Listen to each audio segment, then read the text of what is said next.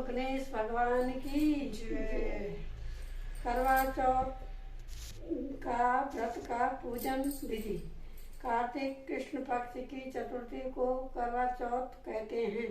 इसमें गणेश जी का पूजन करके उन्हें पूजन दान से प्रसन्न किया जाता है। इसका विधान चैत्र की चतुर्थी में लिख दिया है, परंतु विशेषता यह है कि इसमें गेहूं का करवा भरकर पूजन किया जाता है और अविवाहित लड़कियों के यहाँ चीनी के करवे पीहर से भेजे जाते हैं। इसमें निम्नलिखित कहानी सुनकर चंद्रोदय में अर्घ्य देकर व्रत खोला जाता है।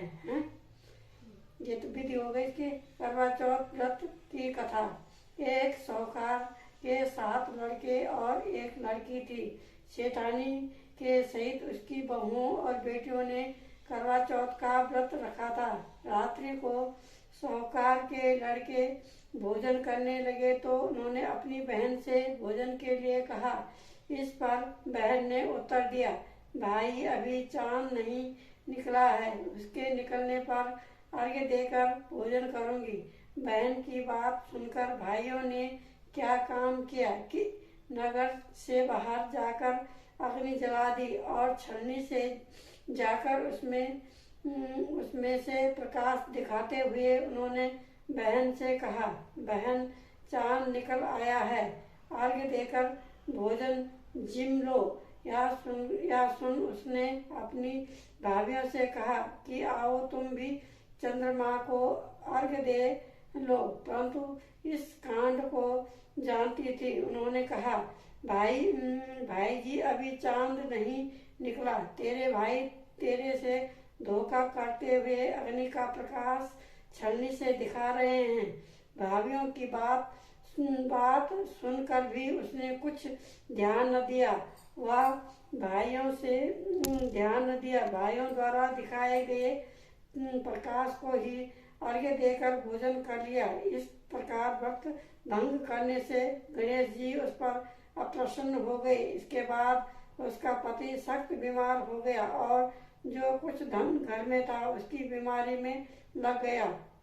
जब उसे अपने के दोषों का पता लगा तो उसने पश्चाताप किया। गणेश जी की प्रार्थना करते हुए विधि विधान से पुनः चतुर्थी का व्रत करना प्रारंभ किया और श्रद्धा अनुसार सबका आदर करते हुए सबसे आशीर्वाद ग्रहण करने में ही मन को लगा दिया।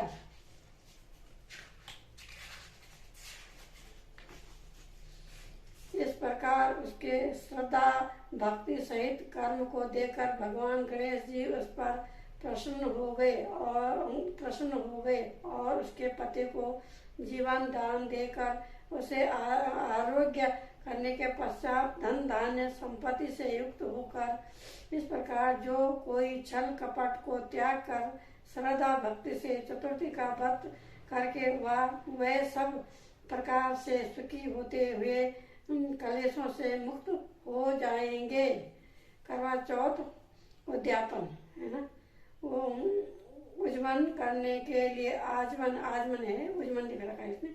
आजमन करने के लिए एक थाली में, अच्छा उज्जमन मतलब गिराने के लिए, उज्जमन करने के लिए एक थाली में 13 जगह 4 पूरी और थोड़ा सा शीरा रख ले। उसके ऊपर एक साड़ी, ब्लाउज और रुपए जितना चाहे रख ले। उस थाली के चारों ओर रोली चावल से हाथ फेरकर अपनी सासू जी के पांव लगाकर उन्हें देवें। उसके बाद 13 ब्राह्मणों को भोजन करावें, दक्षिणा देकर तथा बिंदी लगाकर उन्हें विदा करें। बोलो गणेश भगवान की जय। बोलो करवा माता की जय। यही है इतनी कहानी। ये आहोई वाली क्यों पानी